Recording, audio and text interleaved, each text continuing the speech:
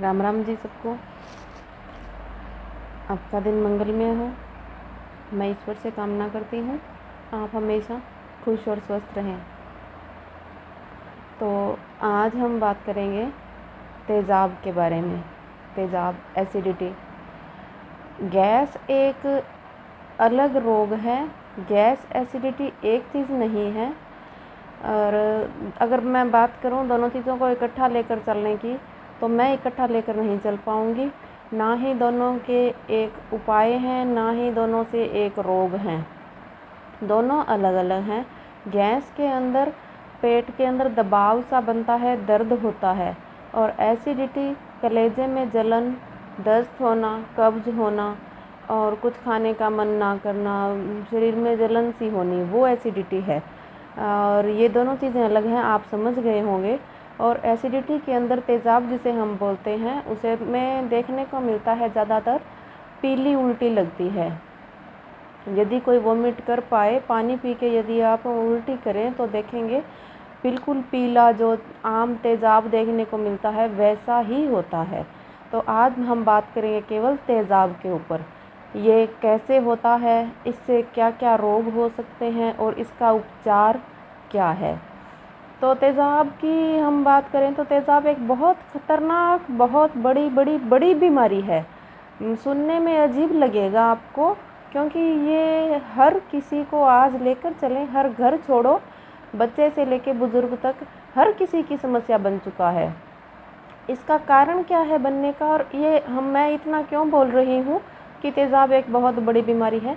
मैं ये इसलिए बोल रही हूँ, यदि तेज़ाब लगातार आप लेके चलिए, कभी ठीक हो जाना और कभी कभी जो बनता है, ये अगर लेके मान के चलो आप, इसका यदि नुकसान की बात करें तो ये आपको 6 महीने लगातार बनने के बाद नुकसान देखने को 25-30 साल बाद, किसी को तो 6 महीने बाद ही इसका भयंकर परिणाम मिल जाता है, कोई बड़ा रोग सामने आता है। किसी किसी को 15-20 साल 25 साल तक तेज़ाब बनेगा, उसके बाद आपको बहुत बड़ी बीमारी सामने आएगी। यदि उन बीमारियों के मैं आपको नाम बताऊं तो आप पाएंगे उनकी जो मूल जड़ है वो तेज़ाब होती है। तो आप ध्यान रखें, तेज़ाब ना बनने दें। तेज़ाब से बहुत भयंकर बीमारियां हो सकती है धीरे धीरे टाइम निकलने पे, जिनका उपचार करना बहुत मुश्किल हो जाता है। हम सोच भी नहीं पाते कि ये बीमारियां तेज़ाब की वजह से हुई हैं, और वो हमारे शरीर के अंग इतने नाजुक हो जाते हैं, इतने कमज़ोर हो जाते हैं, हमें ठीक करना मुश्किल हो जाता है। तो बताती हूँ आपको तेज़ाब की वजह से आपको क्या क्या रोग हो सकते हैं। जैसे कि आजकल देखने को मिल रहा है, आपने भी सुना होगा आसपास में बहुत नौजवानों को हार्ट फेल हो रहा है अचानक से। मैं ये सबका नहीं बोल रही कि सबका तेज़ाब की वजह से हो रहा है, किसी का कहें तो कोई और भी कारण हो सकता है। पर जो हार्ट की जो प्रॉब्लम्स हैं, जो आज के टाइम में 40 से 60 के बीच वालों में ज़्यादा देखने को मिल रही है, यदि आप उनका खान पान और उनके स्टार्टिंग की जो डाइट लें, उनका डेली रूटीन लें, उनकी शरीर में थोड़ी तकलीफ़ पूछें क्या है, तो आप पाएंगे उनको तेज़ाब हो रहा है 15-20 साल से। और जैसे कि कहा, आजकल के नौजवानों में सब में यही दिक्कत है, फास्ट फूड ज़्यादा हो गए हैं इन सालों में।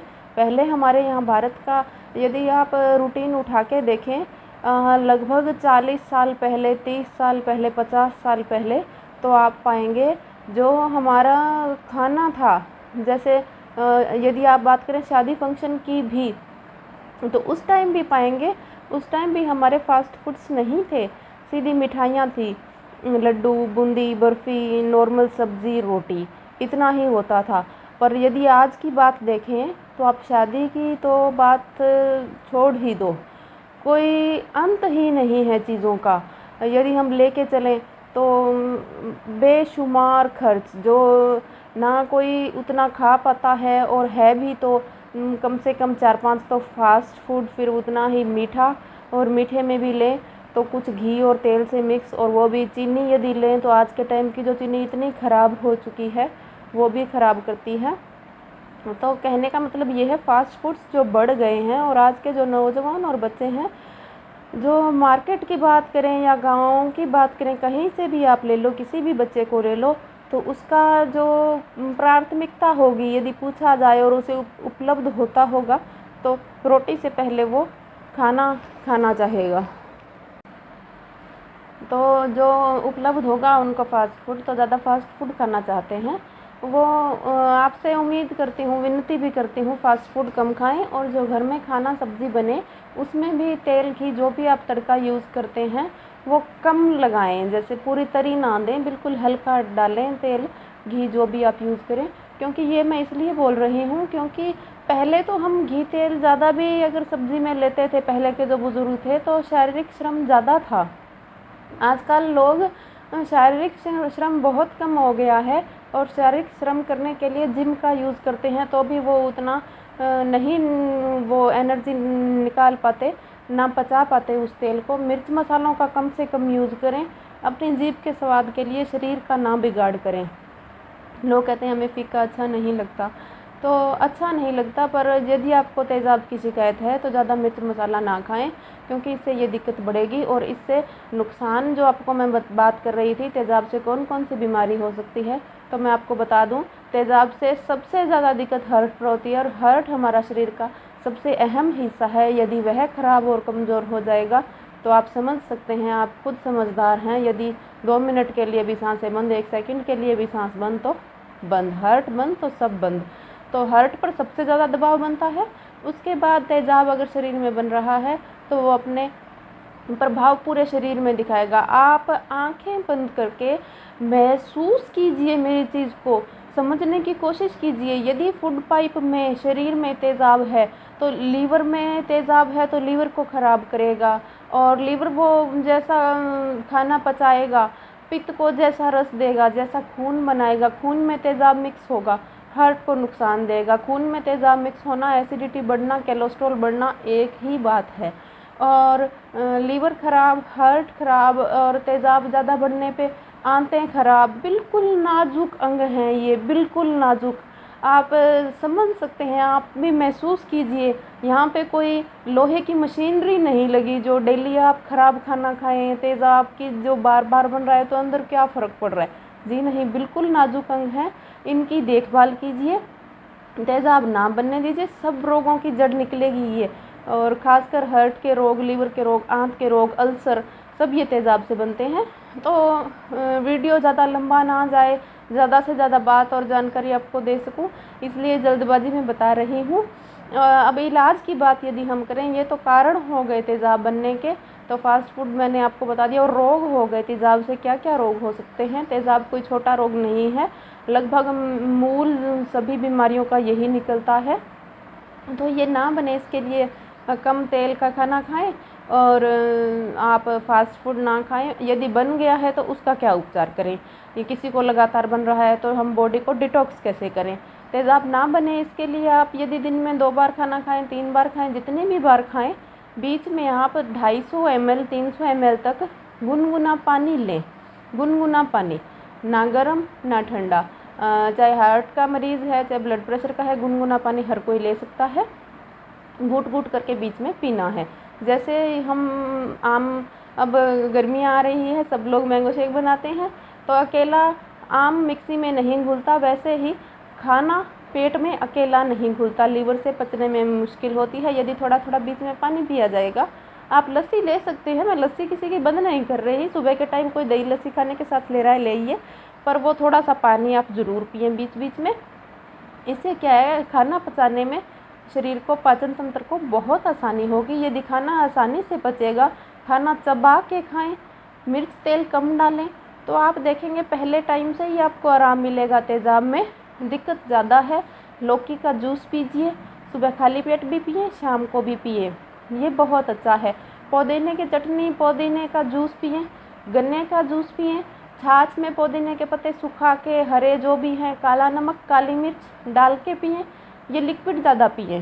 छाछ हो गई, गन्ने का रस हो गया, लौकी का जूस हो गया और पुदीने का पानी हो गया, तो ये आप पी सकते हैं। नींबू पानी ज़्यादा से ज़्यादा पिए। किसी को चीनी डाल के पसंद है, किसी को सीधा है, आप जैसा चाहें पी सकते हैं। चीनी कम डालें तो अच्छा, नहीं तो आप लिक्विड ज़्यादा लें। और बॉडी डिटॉक्स की बात करूं तो यदि आप उपवास रख सकें तो 3 दिन आप उपवास रख के ये केवल जूस ही लीजिए, तो आपको महसूस होगा आपकी जो किडनियाँ हैं साफ़ हो रही है, ज़्यादा से ज़्यादा बाथरूम आएगा, लीवर है वो साफ़ हो रहा है, शरीर फूल की तरह हल्का हो जाएगा, आप अपने शरीर को एनर्जेटिक महसूस करेंगे, आपके अंदर एक ताकत सी आएगी। जो हम खाना खाते हैं, रोटी खाते हैं, मैं ये नहीं बोल रही रोटी बंद कीजिए या हम छोड़ दें, नहीं, बट आप भी समझदार हैं, खाना खाने के बाद थोड़ा आलस आता है। तो यदि कोई उपवास कर सके तो हफ्ते में 1 बार ज़रूर करना चाहिए। यदि बॉडी फुल डिटॉक्स करनी है 3 दिन लगातार जूस पर रहिए, आप देखेंगे आपका शरीर कैसा हो रहा है। और ये उपचार हैं तेज़ाब के। यदि कोई खाना बंद भी नहीं कर सकता कोई बात नहीं, सुबह खाली पेट लौकी का जूस लीजिए, शाम को खाना खाने से 1-1.5 घंटे पहले हमारा लगभग खाली पेट होता है, उस टाइम लीजिए। दिन में गन्ने का रस लीजिए, 2 बजे से पहले आप छाछ जितनी चाहें ले सकते हैं, शाम को 2 बजे के बाद ना लें। और हर बार उसमें काला नमक, काली मिर्च और ये अगर सेंधा नमक भी डालें आपको, अगर ये काले नमक से नहीं अच्छी लग रही है तो समुद्री झाग ना डालें, सेंधा नमक डालें, काली मिर्च और पुदीने के पत्ते, हल्का सा भुना हुआ जीरा, ये बहुत अच्छी चीज़ है। हल्की सी भुनी हुई अजवाइन, अब जैसे गर्मी का मौसम है तो आप छाछ के लिए ये मसाला बना के रखिए। सूखे पुदीने के पत्ते, थोड़ा सा भुना हुआ जीरा, थोड़ी सी भुनी हुई अजवाइन, थोड़ी सी भुनी हुई हींग, काला नमक, ये सब मिक्स करके रखें तो ये बहुत अच्छा एक आयुर्वेदिक दवा के रूप में बन जाता है और जो खाने में भी स्वादिष्ट होता है। आप छाछ में डाल के पिएंगे तो आप देखेंगे आपको बहुत आराम मिलेगा। तो ये तेज़ाब के उपाय हैं जो आप कर सकते हैं। खाना पचा के चबा के खाएं जो आसानी से पचेगा, और बीच बीच में पानी पिएं। लौकी का जूस आपको बताया। एक अब गोंद कतीला जो आम आप देखते हैं बाज़ारों में शिकंजी शुरू हो जाएगी, वो यदि आप बाज़ार से पिएँ तो और घर पे बनाएं तो गोंद कतीला भिगो के आप दोपहर के टाइम में उसकी शिकंजी या छाछ में मिलाकर आप चाहें या दलिया में मिलाकर खाएं या दही में मिलाकर खाएं या दूध में मिलाकर खाएं, तो वो भी एक तरह का ठंडा पदार्थ है। जिनको जोड़ों का दर्द है, गठिया है, तो वो ना खाएं, उनको मना इसलिए कर रही हूँ, ये ठंडा होता है तो उसकी वजह से उनका जब तक गठिया ठीक ना हो तो उनके शरीर में दर्द ज़्यादा होगा। तो नॉर्मल जो तेज़ाब के मरीज़ हैं वो खा सकते हैं।